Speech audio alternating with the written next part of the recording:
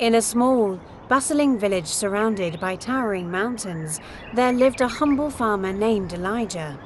Known for his kindness and unwavering faith, Elijah was often the first to help his neighbors, even when his own resources were scarce. One year, disaster struck.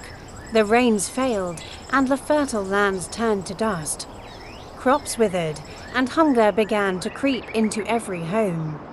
Many villagers, desperate and disheartened, blamed the heavens and gave up hope, but Elijah remained steadfast. Each morning, he knelt by his barren fields, praying and thanking God for what he still had: life, breath, and a belief that things would get better.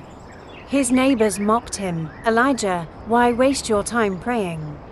Can't you see we're doomed?" But Elijah smiled gently. "The righteous shall live by his faith," he replied. Despite their ridicule, Elijah planted seeds in his cracked fields. "Why plant when the skies are empty?" they sneered. But Elijah's faith pushed him forward. "God will provide," he whispered to himself. Weeks passed, and the skies remained unyielding. Yet Elijah continued his routine, praying, tending his land, and helping his neighbors with whatever little he had.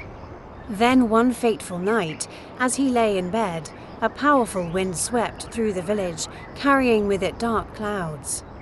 By morning, rain poured like a blessing from heaven. The villagers rushed to their fields, only to find most of their land washed away by the sudden storm. But Elijah's field stood firm, shielded by the trenches and barriers he had quietly built during the dry season. His crops sprouted miraculously, green and vibrant against the brown wasteland surrounding them. The villagers, astonished, gathered around him. "Elijah, how did you know the rain would come?" "I didn't," he answered humbly. "I just believed that God is faithful. I acted in faith, and he did the rest." From that day on, the villagers' hearts were transformed.